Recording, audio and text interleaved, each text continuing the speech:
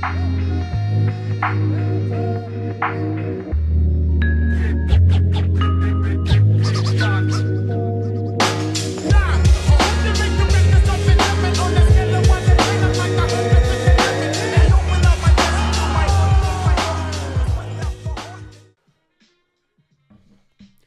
good, Combat Sports fans? Welcome back to another episode of Combat and Kick It with your host, Bando, breaking down Corey Sandhagen versus Davison Figueiredo. It's a huge main event between two top contenders in the bantamweight division. One's a former champion in a different division. The other one, in my opinion, should have been champion a long time ago. I don't understand how he hasn't gotten to it. But let's get into the breakdown. Let's smoke.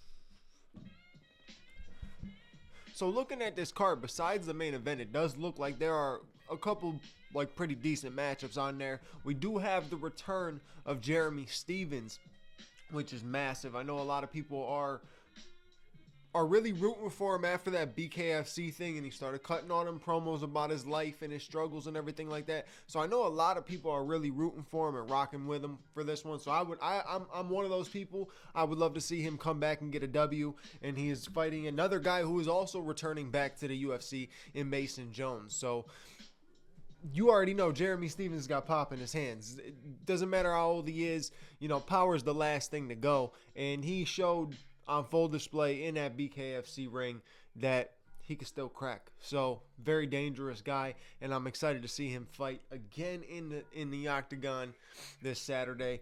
But besides that, you also got Santiago Ponzinibbio versus D-Rod. That's a pretty good matchup.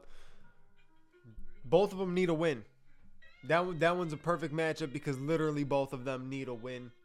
They were looking like there was at one point where people were talking about Ponzinibbio was really like about to be a savage, about to be the truth, and then he had that injury and was gone for a little while, had a small hiatus, came back, got a win, lost, win, bouncing back and forth. Ponzinibbio is a dog, but so is D-Rod. D-Rod's a hard dude to put out. I'm shocked that Ian Gary was able to do it, but I think it's going to be a good fight. I think it's going to be a slugfest for as long as it lasts, but that'll be exciting. The co-main event versus Reinier de Ridder versus Bone Nickel is the most interesting, though. That's the most interesting because you look at two pure ground specialists, right? Savages on the ground. We know Bone Nickel's strength with wrestling. We know it. It's there. It's clear. But we have seen guys work out of position against him, scramble out of position against him. If you watch the fight against him and Cody Brundage, he didn't do anything that was that crazy impressive against Cody Brundage. So you kind of look at that and then you take it to this one. You're like, okay, Reinier de Ridder, like he might not be the type of guy who's going to outpower Bone Nickel and beat him in those scrambles and stuff like that. But he is slick. It's another submission artist that poses a threat to Bone Nickel. And if I have a feeling this fight's going to be similar to Bo versus Paul Craig, but I do see Reinier de Ridder having a lot of success. He's dangerous on the ground because he's slick. He can find something and he can put you in a position that's going to be uncomfortable. But Bo's wrestling, top position, everything like that, if he gets control right off rip, it's over with. But let's talk about the fight that is the whole reason for this video. Corey Sandhagen versus Davison Figueiredo. If you've been watching my videos or even go back to when I was doing the Anchor podcast on Spotify and everything like that,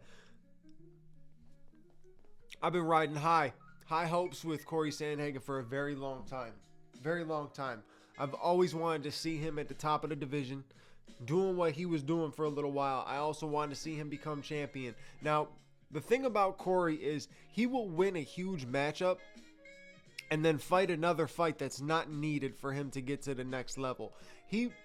Every time he wins a fight, he's in a position that could already elevate him to have a potential title shot. But he takes another fight, and that's where his mistakes come into play. When he took that fight against Umar, I understand why he took that fight. Everybody looked at Umar as this extremely dangerous guy, and Corey wanted to prove himself against the most dangerous people and stuff like that. So I understand why he took that fight. but that halted his title shot, his opportunity to get to the title shot. And he should have been marketing a little bit better for himself, because you had the perfect time when Sean O'Malley was champion to have one of the funnest striking matchups that you could put on in the entire division. Personally, I think Corey would have mixed it up and tried to wrestle a little bit in that fight, but that would have been one of the most exciting striking fights between two guys in that division. It's the two best strikers, two purest strikers in that division who just flow with their striking. Corey Sandhagen with the movement. Same with Sean O'Malley. Sean O'Malley fantastic with the feints. It just would have been either extremely exciting, or you know how sometimes those fights will end up being extremely boring as well. So you never know, but I think that fight, no matter when it happens, if it ever happens, will be an extremely fun fight. And Corey should have been marketing himself better to get into that position to end up being where Merab was. I know the title shot was not going to get denied to Merab, but he could have put himself in the same position that Cheeto was or something like that and cut the line a little bit and took that title shot from somebody, because the matchup was perfect. Perfect matchup. But this weekend, Corey has a very dangerous opponent in front of him.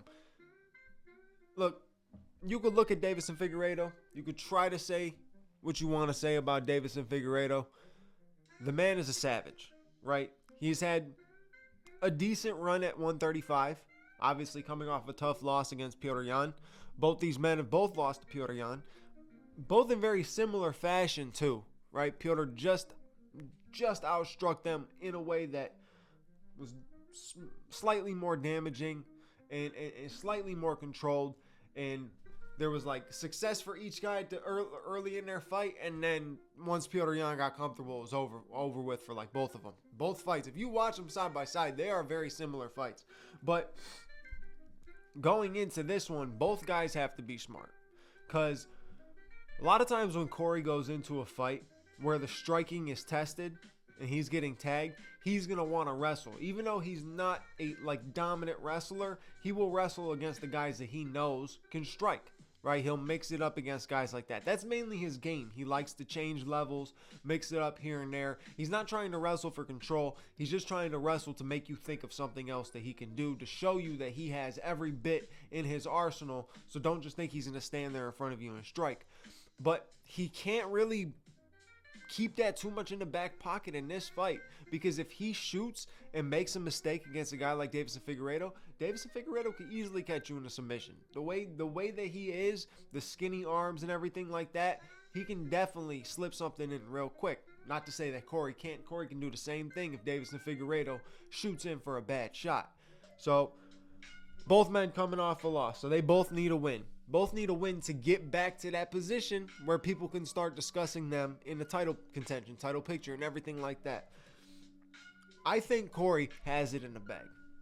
Corey's got the reach advantage. He's got the movement. If you look at fights with Deiveson Figueiredo does not like a guy who continuously moves. If you keep moving, he doesn't like that. He likes if you're somebody that stands in front of him that he's very flat-footed of a striker. He'll walk towards you and just chuck some big shots. He's a flat-footed style striker, but he's looking for a kill shot all the time. That's how he's always throwing them, and he's quick with it. But Corey moves so much, I think it's going to bother and it's going to piss off Deiveson Figueiredo. It's going to annoy him. He's not going to be able to find his shots. He's not going to be able to pick his shots. He's not going to be able to. He's going to have to just throw heavy shots and hope that he catches Corey on one of the times when Corey's circling around, that he just catches him at the right time. And this is where I talk about that takedown stuff. If Corey just does the lateral movement, jab, leg kick, lateral movement, jab, leg kick, there's going to be a point where Deiveson Figueiredo shoots. If Deiveson Figueiredo shoots and can catch him at a moment where he's circling and he's off balance, perfect. Perfect. Because the position, I guarantee the position that Corey will be in is going to be with his back against the cage, and that's going to give Deiveson Figueiredo enough space for him to work off the cage with the takedown as well. So if that happens, Figueiredo could have some success with the takedown, depending.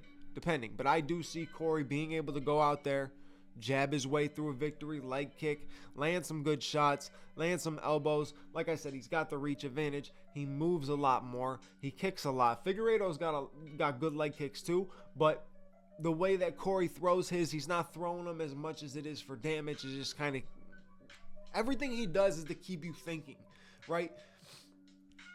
It never seems like Corey's throwing anything to actually finish you, right? He's throwing things to keep you thinking, right? The one time he threw that flying knee to Frankie Edgar, the only time you throw a flying knee is to try to finish somebody. That's not a setup move. That is to finish somebody.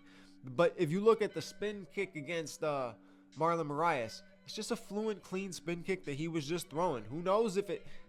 Whenever those land, it's a 90% chance you're going to get KO'd if it lands clean, right? It doesn't matter how hard it's thrown. It's a very tough strike. It's a heavy strike. So you're going to go out regardless. But I don't think he's throwing his shots with intention to knock you out. He's just throwing it with intention to keep you thinking. And the way that he strikes, he'll end up eventually finding the finish if he could put it all together, right? But sometimes he just doesn't have enough behind his punches to get the finish. And that's the problem. If Corey Sandhagen hit hard, right? If he was a hard puncher, I don't think anybody would really beat him in that division. He'd be finishing fights, in my opinion, with ease. He'd be controlling guys on the ground, controlling guys on the feet, landing heavy shots, and he would end up KOing guys because of the accuracy, because of the timing. And then if he had power, you put power on top of that, the movement, everything. He ends up getting a lot more finishes than he has in his career.